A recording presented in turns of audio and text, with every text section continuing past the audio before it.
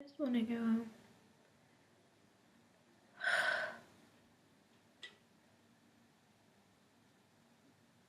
I just want to go home.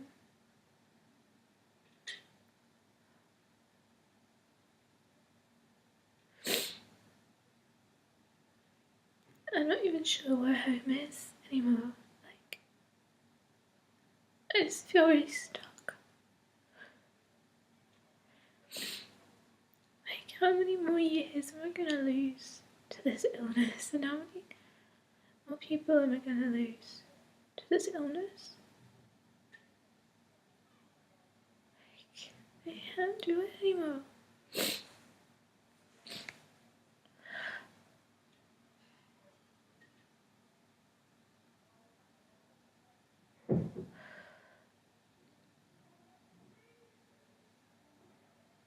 You know when you just think you're doing well and your mood improves and it just hits you like a ton of bricks.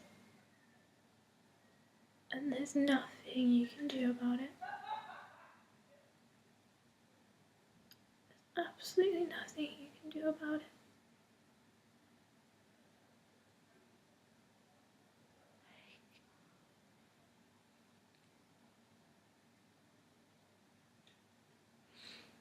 I thought reporting my dad would make me stronger, would make me feel safer, make people stop having to go. Like, I didn't even want to report him. I didn't even want to report him at all. I was completely against it. In fact, I was so against it. When my team reported him, I got on a train and went all the way to London. Because I couldn't stand being around when he was arrested. The guilt I felt. I can't even tell you how much guilt I felt for arresting my dad. Because I should never have spoken about the abuse. I should never have told anyone it happened. Because only bad things have happened since. And it's not like it stopped the abuse. If anything, the abuse got worse. And the abuse from my family got worse. I have my nan who would literally tell every single person where I live I'm a liar. I make things up. I'm not right in the head. I'm crazy. Well, look at me now, Nan. Do you think I did it for a laugh?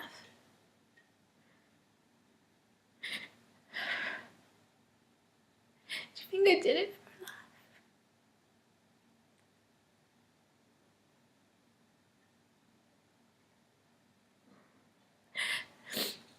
I didn't do it for a laugh.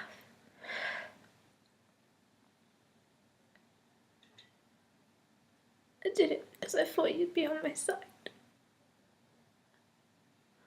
That you'd have noticed that I'm too quiet sometimes. I wish this nightmare would end. I wish so badly that I could make everything better again. I never wanted to be the girl who reported her dad. I never wanted to be that person.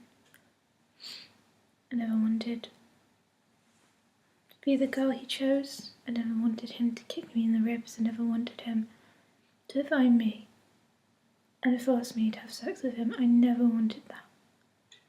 And yeah, maybe I should have kept it quiet because everything needs to be behind closed doors. And maybe I was stupid for reporting something like that because who would think it would be him?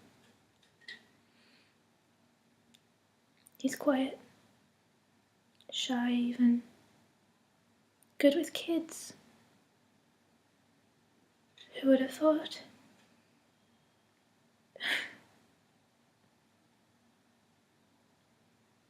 I want to die. And I don't think being in here is gonna help. Because as soon as I get out, I'll still want to die. Because I spoke out. I told people what happened to me when I was 10 and then people turned on me. Like a domino effect. She's crazy. She's a liar. Don't believe a single word she says. Because I'm the kind of person who would lie about their dad having sex with them. That's me, isn't it? I'm that awful person that would ruin that person's life. Yeah, I'm that person, sure. Believe that. Go ahead. A lot of people do. But take a minute and just look at the information. I wouldn't be in this mess if he hadn't abused me. I would be happy. I would be probably married, have a career, children maybe, I don't know. Why would I ask for this? Because my dad was the one that picked between his children and chose the weakest one. And he used to call me strong. He used to call me his strong one. And he used to call me Sophie Al all the time. And he used to sit me down sometimes and we'd play. And then he'd tell me that it was a game and that I needed to be quiet because the neighbours would hear if I complained. And he told me that at the end I'd get a present or he'd love me more than the other two. He never did, but he promised. I remember one Saturday, after he'd had sex with me and I'd fought him off, he took me into the bathroom and I was wearing nothing. And I was bleeding. And he took me and sat me down, and I was 11 years old. He sat me down on the toilet seat and he grabbed one of my mum's razors and he told me he was going to teach me something. And I looked at him and I remember looking at him and he looked so happy about what he was going to do. He put the razor blade to the top of my leg and he told me to drag it across. And I told him I didn't want to, but he told me to, so I did. And then I started crying because it hurt. And he said I deserved it. He said I deserved that pain, and he said that I deserved everything that I got because I was a horrible child. And so he said, you need to do that every time you fight me off because that's your punishment. And that from that day I tried not to fight him off. Sometimes I did. It was instinct. It's that fight, flight or freeze moment, and he usually froze. But sometimes I would fight. And on those occasions he'd sit me down in the bathroom that was next door to our bedroom, and he'd sit me down and he'd say, take your punishment, do it. My dad taught me how to self-harm. And I don't really know how to come back from that. Because now I do it instinctively. I cut the same line that he taught me how to cut. Now you tell me I'm the criminal. You tell me I'm the liar. You look me in the eye and tell me it's all made up. If you still think that, that's up to you.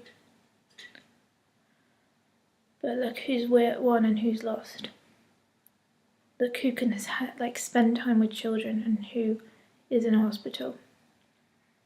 It seems that the punishment doesn't fit the crime, and that's fine. I'll take the punishment. My dad always taught me to take my punishment, so I'll take it. I'll sit in here, I'll do as I'm told. I'll take my punishment. But he's allowed to talk to children, he's allowed to be around children, and I think if you are okay with that, fair enough, but I'm not. If he can abuse me, he can abuse anyone. And I think